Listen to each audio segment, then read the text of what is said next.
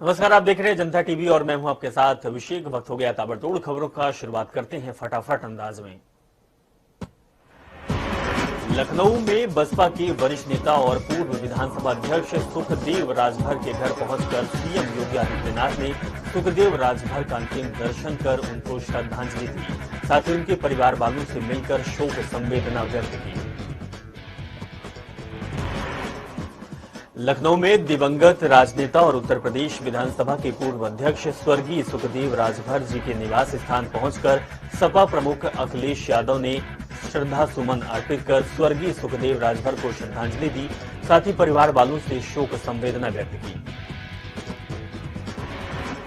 फसलों की सिंचाई के लिए आसमान निहारने वाले किसान अब भी टकटकी लगाए हुए बैठे हैं, लेकिन बारिश ना हो इसके लिए लगातार भगवान से कामना कर रहे हैं, दुआ मांग रहे हैं। रविवार और सोमवार को ऐसे बादल छाए कि दिन में ही रात हो गई। तेज हवा के साथ बारिश ने किसानों के अरमान को बहा दिए। पूरब से लेकर पश्चिम तक प्रकृति का रौद्र रूप दिखाई दिया। हवाओं से धान की नहीं बल्कि गन्ना तक के खेत गिर गए और खेत तालाब में तब्दील हो गए।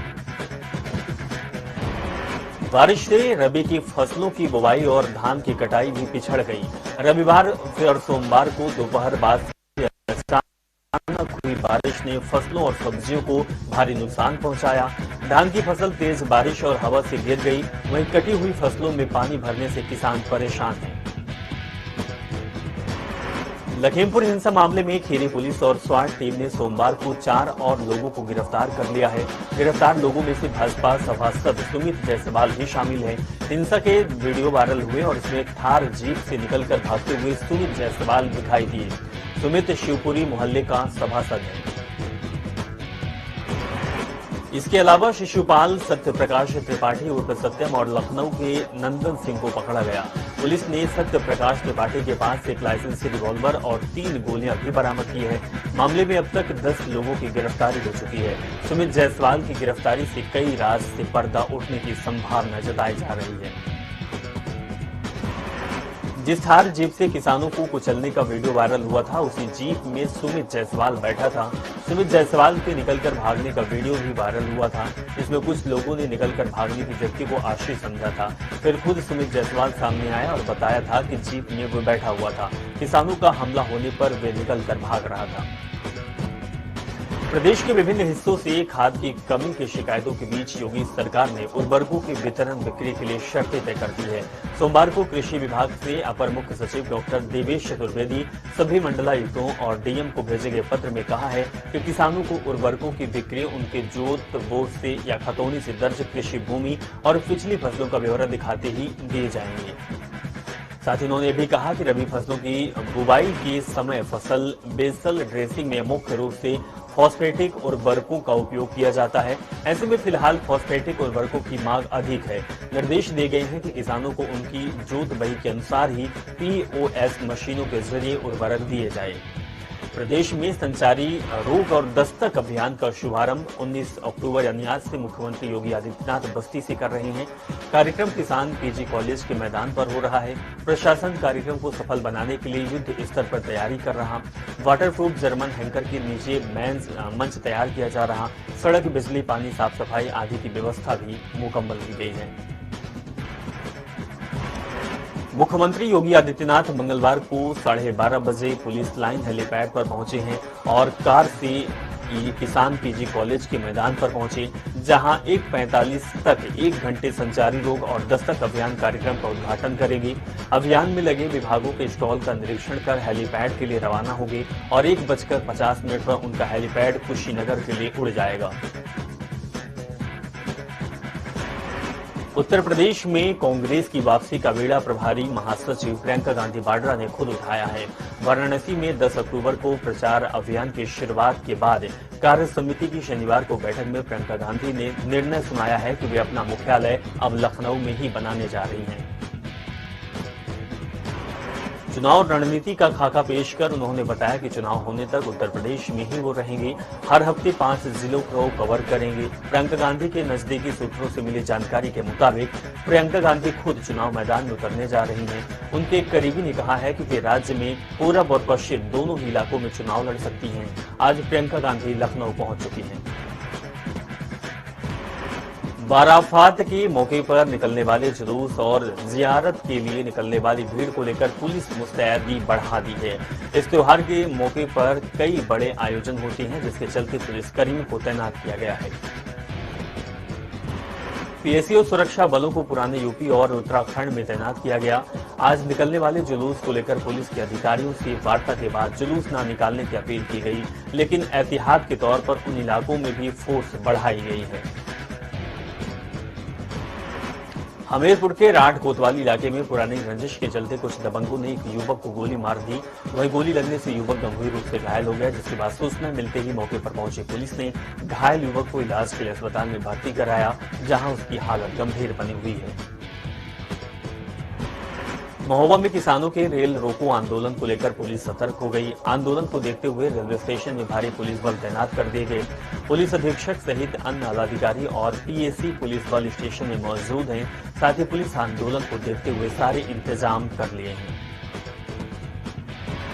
हापुड़ में कल से लगातार तेज बारिश हो रही है। वहीं बेमौसम बारिश ने किसानों के महीनों की मेहनत पर पानी फेर दिया है। किसानों को बारिश से भारी नुकसान हुआ है। वहीं खेतों में भरे बारिश के पानी से धान की फसल तैर रही है, जिसकी वजह से किसान परेशान हैं। अमेठी के कोतवाली क्षेत्र में ऑर्केस्ट्रा के स्टेज पर चढ़कर युवक ने अवैध असलहे का प्रदर्शन करते हुए फायरिंग कर रहा है, जिसका वीडियो सोशल मीडिया पर वायरल हो रहा है। बता दें कि बिना परमिशन के ऑर्केस्ट्रा में बाल बालाओं के ठुमके लगाए जा रहे थे। रायबरेली के ऊंचाहार नगर क्षेत्र में शॉर्ट सर्किट के चलते बैंक परिसर में भीषण आग लग गई, जिससे बैंक में लगे उपकरण समेत अन्य सामान जलकर खाक हो गई। जिसके बाद सूचना मिलते ही मौके पर पहुंची फायर ब्रिगेड की टीम ने कड़ी मशक्कत के बाद आग पर काबू पाया। रायबरेली में शराब ठेके के भीतर सो रहे सेल्समैन का संदिग्ध परिस्थितियों में शव मिलने से आसपास के इलाके में हड़कंप मच गया, जिसके बाद सूचना मिलते ही मौके पर पहुंची पुलिस ने शव को कब्जे में लेकर पोस्टमार्टम के लिए भेज दिया और मामले की तफ्तीश में जुट गई। हमीरपुर के राठ कोतवाली क्षेत्र में दबंग पिता पुत्रों ने अपने प्लॉट पर बैठे युवक को मारकर अधमरा कर दिया। इसके बाद सूचना मिलते ही मौके पर पहुंची पुलिस ने पीड़ित युवक को इलाज के लिए अस्पताल में भर्ती कराया और मामले की जांच पड़ताल में जुट गई। रायबरेली के महाराजगंज कोतवाली क्षेत्र में दिन दहाड़े दबंग युवकों पर फायरिंग कर दी गई है।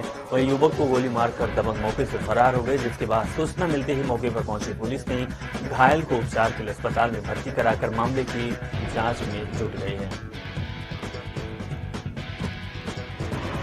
रायबरेली के महाराजगंज कोतवाली क्षेत्र में दिन दहाड़े दबंग युवक पर फायरिंग कर रहे हैं। युवक को गोली मारकर दबंग मौके से फरार हो गए, जिसकी सूचना मिलते ही पुलिस मौके पर पहुंची और जांच में जुट गई। बहराइच के दरगाह शरीफ थाना क्षेत्र में पुलिस ने 2 दिन पहले हुई चोरी का खुलासा करते हुए 3 चोरों के साथ एक बाल अपराधी को धर दबोचा है। पुलिस ने अभियुक्तों के पास से चोरी के सिगरेट के बंडल और लगभग 20,000 के सिक्के समेत 65,000 रुपए पुलिस ने बरामद किया है।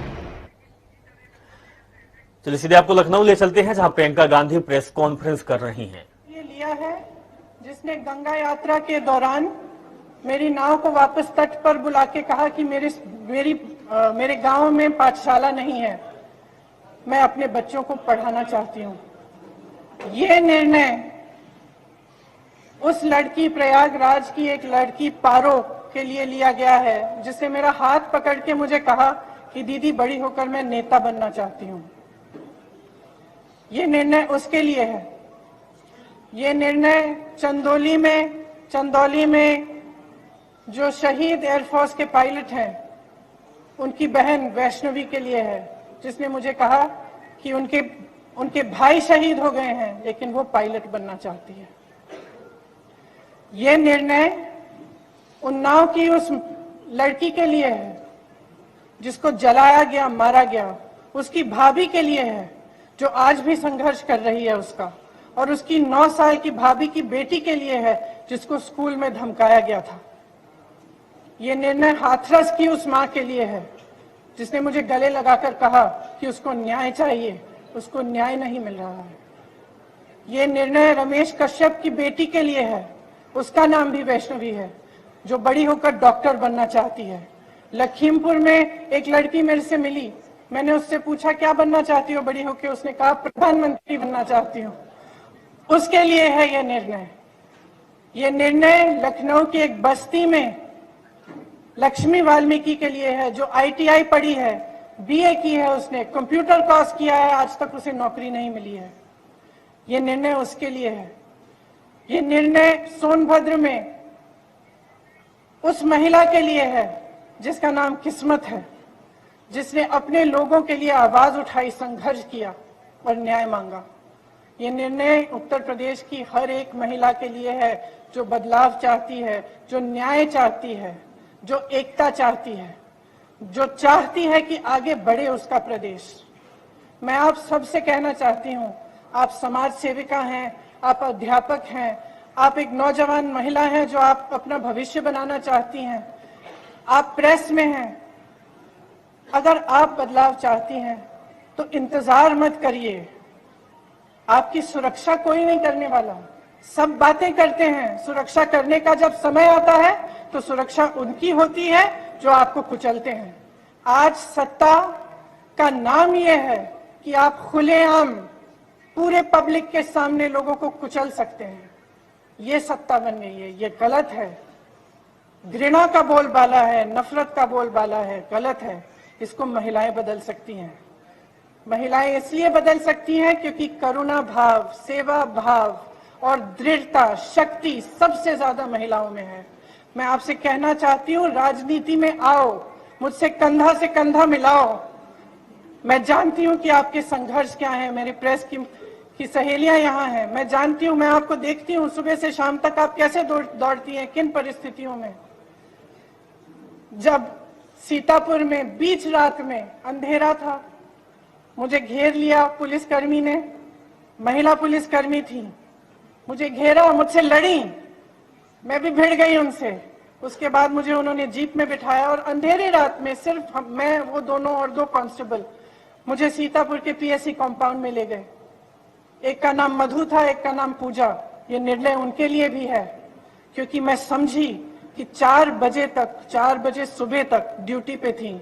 उनकी एक अफसर जिनकी पोस्टिंग सीतापुर में थी, लेकिन जिनकी बूढ़ी माँ अकेली नोएडा में रहती है।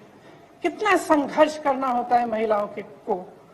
कौन करेगा ये संघर्ष आपके साथ अगर आप एकजुट नहीं होंगी? अगर देश को जातिवाद और धर्म की राजनीति में से निकालकर विकास की राजनीति की ओर ले जाना है, अगर देश को समता की राजनीति की ओर ले जाना है, भागीदारी की राजनीति की ओर ले जाना है, तो महिलाओं को आगे बढ़ना पड़ेगा। आपको खुद ये काम करना पड़ेगा। आगे बढ़िए। मैं आग्रह करती हूँ आपसे, हमने आवेदन पत्र मांगे हुए हैं हर विधानसभा के लिए। ये अगले महीने की 15 तारीख तक खुला रहेगा। खास तौर से मेरी बहनों के लिए, जो लड़ना चाहता है आओ मेरे पास आओ, आपको मौका मिलेगा। हम इस देश की राजनीति, इस प्रदेश की राजनीति बदलेंगे। धन्यवाद।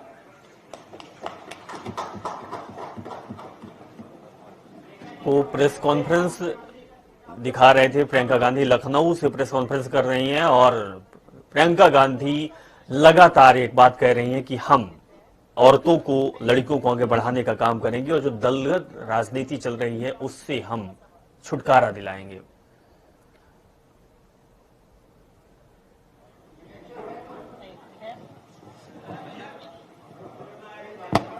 इसको अगर और इलैबोरेट कर सके कि इस डिसीजन के पीछे का एक पॉलिटिकल रैशनल क्या है, क्योंकि लोग ये चाहेंगे।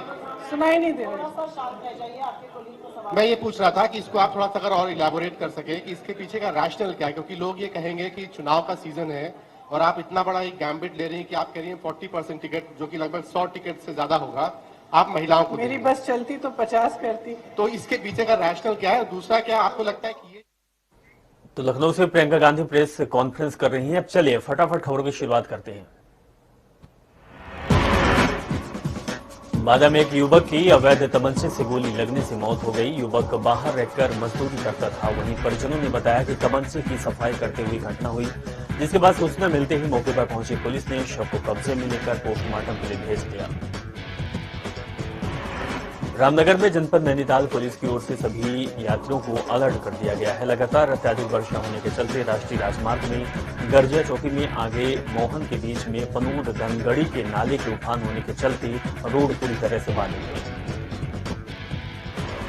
महोबा में एक पति ने अपनी ही पत्नी को सोते समय कुल्हाड़ी से काटकर मौत के घाट उतार दिया। वहीं आरोपी पत्नी की हत्या करने के बाद फरार हो गया। जिसके बाद सूचना मिलते ही मौके पर पहुंची पुलिस ने शव को कब्जे में लेकर पोस्टमार्टम के लिए भेज दिया और कातिल पति को तलाश में जुट गई। फतेहपुर के सदर कोतवाली क्षेत्र में विधानसभा चुनाव में अराजक तत्व फैलाने के लिए अवैध असलहे बनाए जा रहे थे, जिसकी सूचना पुलिस को मिलते ही पुलिस ने काफी मात्रा में अवैध असलहे, अर्धमुर्दे असलहे और असलहा बनाने के उपकरण सहित 2 आरोपियों को पुलिस ने गिरफ्तार किया है। लखनऊ के हुसैनबाग क्षेत्र में नगर निगम जोन की ओर से लगाया गया फ्री वैक्सीनेशन कैंप में 18 साल या उससे अधिक आयु वर्ग के लोगों के लिए वैक्सीनेशन कैंप लगाया गया है। जोनल अधिकारी बिंदु रिजवी ने मौके पर पहुंचकर वैक्सीनेशन सेंटर का जायजा लिया और 1000 लोगों को वैक्सीनेशन कराने का। बारिश के साथ मौसम के मोहब्बत की निशानी ताजमहल का दीदार करने पर्यटक भीड़भाड़ उमड़ रही है। छाता लगाकर ताज के साए में पर्यटक सेल्फी लेते हुए दिखाई दिए। ताजमहल के अंदर सैलानी बारिश में नहाते हुए दिखाई दिए। प्रतापगढ़ में पुलिस की गोली लगने से एटीएम चोर तौफीक की मौत के मामले में परिजनों ने अंतिम संस्कार करने से इंकार कर दिया। परिजनों ने दोषी पुलिस कर्मियों पर मुकदमा दर्ज करने की मांग की है और आर्थिक सहायता, सरकारी नौकरी की भी मांग की है। कानपुर में संदिग्ध परिस्थितियों में प्रॉपर्टी डीलर की मौत हो गई, जिसके बाद परिजनों ने श्यामनगर चौराहे पर शव को रखकर जाम लगा दिया और 50 लाख के मुआवजे के साथ चौकी इंचार्ज श्यामनगर पर कार्रवाई करने की मांग की है। परिजनों ने आरोप लगाते हुए कहा है कि दबाव बनाने में 2 घंटे तक पुलिस ने चौकी में बैठा रखा और बता दें कि आरोपियों की पुलिस ने साठगांठ भी थी। वहीं एसीपी कैंट के साथ पीएसी और भारी पुलिस बल मौके पर मौजूद होकर मामले को शांत कराने में जुट गई। सहारनपुर में शाकुंभरी देवी मेला परिसर में अचानक से आए पानी के तेज बहाव में श्रद्धालु फंस गए, जिसके बाद पुलिस कर्मियों की ओर से फायर ब्रिगेड के 2 जवानों को बिना किसी देरी से रेस्क्यू ऑपरेशन चलाया गया और पानी तेज बहाव के बाद श्रद्धालुओं को निकालकर सुरक्षित स्थान पहुंचाया गया। कानपुर में भाजपा कार्यकर्ता दीपू तिवारी की हत्या के आरोप में सपा नेता समेत 5 आरोपी पुलिस ने गिरफ्तार कर लिया है, जिसके बाद पनकी पुलिस आरोपी के खिलाफ कार्रवाई करने में जेल भेज दिया है। बलरामपुर के हुरैया थाना क्षेत्र में प्रधान प्रतिनिधि को ट्रैक्टर से कुचलकर हत्या कर दी गई। वहीं जितेंद्र पांडे महंत और महंत के दोनों लड़के पर परिजन का हत्या का आरोप लगाया है। वहीं लाश को सड़क पर रखकर हजारों लोग प्रदर्शन कर रहे हैं। कानपुर के श्यामनगर चौराहे शव को लेकर परिजनों ने हाईवे पर जाम लगाया। वहीं मांग पूरी न होने पर मृतक के परिजन जमकर हंगामा काट रहे हैं। पुलिस से भिड़ते भिड़ते परिजन शव को नेशनल हाईवे पर ले आए और वहीं पुलिस हंगामे को शांत कराने की पूरी तरह नाकाम रही। हरदोई के बिलग्राम इलाके में रहने वाले सेना के लांस नायक सत्यम पाठक का शव जैसे ही गांव पहुंचा, मौजूद हजारों लोग रो पड़े। वहीं लांस नायक की अंतिम यात्रा में भारत माता के जयकारे और सत्यम पाठक अमर रहे के नारे लगे। लांस नायक के निधन पर सीएम योगी ने शोक जताया और परिवार को 50 लाख आर्थिक मदद और एक व्यक्ति को नौकरी, जिले की एक सड़क का नाम लांस नायक के नाम पर रखने की घोषणा की है। साथ ही संभव मदद का भरोसा भी सीएम ने दिया है। जौलान में ईद मिलाद उन नबी के मौके पर जश्न चिराग का बड़ी थाना शौकत के साथ ही कार्यक्रम का आयोजन किया गया, जिसमें रात भर चिराग जलाया जाएगा और प्यारे नबी असलाहो प्याले वसल्लम को याद करके नात शरीफ पढ़ी जाएगी। 12 रबीउल अव्वल की रात मुस्लिम समुदाय में अकीदमंद लोग हजरत मोहम्मद साहब सल्लल्लाहु की पैमाइश को बड़े धूमधाम से मनाते हैं, जिसमें प्यारे नबी को याद कर रात भर घी पर चिराग जलाया जाता है और नाते शरीफ पढ़कर तकरीर भी दी जाती है। हल्द्वानी में हो रही मूसलाधार बारिश के चलते लालकुआं रेलवे स्टेशन पर भारी जलभराव की स्थिति बन गई। वहीं जलभराव के चलते रेलवे स्टेशन की अभी पटरियां जलमग्न हो गई, जिसके चलते आगरा फोर्ट ट्रेन को आउटर पर रोक दिया गया है। लखनऊ के ठाकुरगंज थाना क्षेत्र में रोड पर खड़ी बस में अचानक भीषण आग लगे, जिसे देखते देखते बस धू कर जल गई, जिसके बाद सूचना मिलते ही मौके पर पहुंची फायर ब्रिगेड की टीम ने आग पर काबू पाया। अमरोहा के पिपली घोसी ब्लॉक में डेंगू का प्रकोप लगातार बढ़ता जा रहा है। एक ही गांव में डेंगू के 25 मरीज मिले, जिनका इलाज मेरठ के निजी अस्पताल में चल रहा है। वहीं इलाज के दौरान 2 मरीजों की मौत हो गई, जिसके बाद जिले में डेंगू मरीज की संख्या 200 के पार हो गई। बहराइच में लगातार हो रही बारिश और तेज हवाओं के चलते एक और जनजीवन अस्त व्यस्त है, तो वहीं दूसरी ओर सैकड़ों हेक्टेयर फसल बर्बाद हो गई और अन्नदाता के ऊपर प्रकृति का कहर बारिश बनकर टूट पड़ा है। श्रावस्ती में आबकारी विभाग अवैध तरीके से कच्ची शराब बनाने वालों के विरुद्ध लगातार कार्रवाई कर रही है। वहीं जिला आबकारी अधिकारी पीके गिरी ने बताया कि डीएम टीके शिबू के निर्देश में दिवाली त्योहार के मद्देनजर 12 अक्टूबर से 5 नवंबर तक विशेष अभियान चलाया जा रहा है। आबकारी विभाग ने भिनगा कोतवाली क्षेत्र में दबिश देकर 10 लीटर अवैध कच्ची शराब और 200 किलोग्राम लहन बरामद किया है। आरोपियों के विरुद्ध आबकारी अधिनियम की धारा 60 के अंतर्गत कार्रवाई की गई है। उत्तर प्रदेश के 42 जिलों में आज कोरोना का एक भी मामला सामने नहीं मिला, जबकि 17 जिलों में एक एक्टिव केस मिले गए। प्रदेश में विगत 24 घंटे में 1,39,654 सेंटर टेस्टिंग की गई और 5 जिलों में कुल 9 नए संक्रमण के मरीज सामने आए। प्रदेश में अब तक 16,87,000 प्रदेशवासी कोरोना संक्रमण से ठीक हो चुके हैं। वहीं प्रदेश में 11,82,32,000 से अधिक कोविड वैक्सीन डोज लगा चुके हैं। 9,23,00,000 लोगों को पहली डोज मिल चुकी है, जबकि 2,58,00,000 से अधिक लोगों को टीके के दोनों डोज मिल चुकी है। आगरा के फतेहाबाद रोड पर डायवर्जन परेशानी का सबब बन गया। सड़क के दोनों ओर भीषण जाम लग गया। जाम के दौरान पुलिस और मेट्रो प्रशासन नदारा दिखाई दे रहा है। व्यवस्थित ट्रैफिक व्यवस्था का दावा करने वाली आगरा पुलिस के दावे भी फेल होते दिखाई दिए। श्रावस्ती में तेज हवाओं के साथ रुक रुक कर बारिश हो रही है। बेमौसम बरसात में खेतों में पड़ी धान की फसल को काफी नुकसान पहुंचा। किसान अपनी गाड़ी कमाई को बर्बाद होता देख परेशान हो रहा है। आगरा के फतेहाबाद क्षेत्र में तेज रफ्तार बाइक अनियंत्रित होकर खाई में पलट गए, जिसमें बाइक सवार मौके पर मौत हो गई। जिसके बाद सूचना मिलते ही मौके पर पहुंची पुलिस ने शव को कब्जे में लेकर पोस्टमार्टम के लिए भेज दिया है। नैनीताल के रामगढ़ क्षेत्र में बादल फट गया। बादल फटने से मकान में भारी मलबा आया। वहीं मलबे में 10 से 12 लोगों के दबे होने की बात आई है सामने। जिसके बाद सूचना मिलते ही मौके पर पहुंची एसएसपी और पुलिस टीम मलबे में फंसे लोगों को रेस्क्यू कर बाहर निकालने में लगे हुए हैं। रुद्रपुर के 2 दिन की मूसलाधार बारिश के चलते पहाड़गंज ट्रांजिट कैंप, श्रीनगर और कल्याणी नदी में सटे घरों में पानी घुस जाने से हालात बद से बदतर हो गए हैं। लोग घरों में पलायन करने लगे हैं और वहीं सैकड़ों परिवार अब तक पलायन कर चुके हैं। रायबरेली के ऊंचाहार थाना क्षेत्र में एक किशोरी के साथ उसके चाचा ने दुष्कर्म किया, जिसके बाद परिजनों की शिकायत पर पुलिस ने आरोपी के खिलाफ मामला दर्ज कर लिया। वहीं दुष्कर्म के बाद आरोपी चाचा मौके से फरार हो गया। फतेहपुर के रामपुर क्षेत्र में बारिश किसानों के लिए मुसीबत बनी हुई है। खेती के धान की फसल नष्ट हो गई है। इसी क्रम में गौशाला में जल निकासी न होने से गौशाला तालाब में तब्दील हो गया। गौशाला में बारिश से गोवंश भीग रहे हैं। वहीं गौशाला की सफाई व्यवस्था भी चौपट हो गई है। रामपुर के टाटा क्षेत्र में स्कूल बस और वैन की टक्कर हो गई, जिसमें 1 दर्जन से ज्यादा बच्चे घायल हो गए। जिसके बाद सूचना मिलते ही मौके पर पहुंची पुलिस ने सभी घायलों को अस्पताल में भर्ती किया। बिजनौर के कोतवाली देहात थाना क्षेत्र में पत्रकार का कमरे में फांसी पे फंदे में झूठा हुआ शव मिला। परिजनों में कोहराम मच गया। जिसके बाद सूचना मिलते ही मौके पर पहुंची पुलिस ने शव को कब्जे में लेकर पोस्टमार्टम के लिए भेज दिया और मामले की तफ्तीश में जुट गई। प्रयागराज में सुबह से हो रही झमाझम बारिश और इस बारिश के चलते सड़कों पर जलभराव की स्थिति बनी हुई है, जिसके साथ ही राहत की खबर ये है कि कई दिनों से पड़ रही गर्मी से बारिश ने निजात दिला दिया है। लखनऊ के महानगर थाना क्षेत्र में मिडलैंड हेल्थ केयर अस्पताल में 2 दिन के बच्चे की मौत के बाद हंगामा किया गया।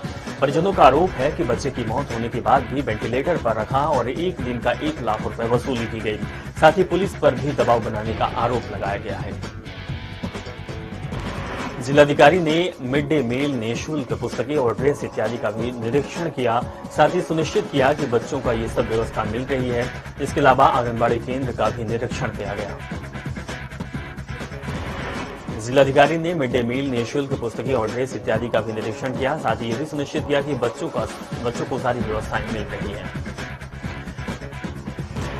बांदा के गिरवा थाना क्षेत्र में पडोई गांव के पास तेज रफ्तार अनियंत्रित बाइक सवार युवक की खड़ी ट्रॉली में भिड़ने से मौके पर ही दर्दनाक मौत हो गई।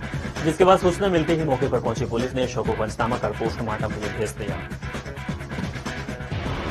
उत्तराखंड में भारी बारिश का कहर लगातार जारी है। बारिश ने अब तक आम जनता की मुश्किलें बढ़ा दी है। कुमायूं से सबसे अधिक खबर यह है कि हल्द्वानी की खटीमा चोरगलिया सितारगंज से जुड़ने वाली गौला पुल का एक बड़ा हिस्सा क्षतिग्रस्त हो गया है।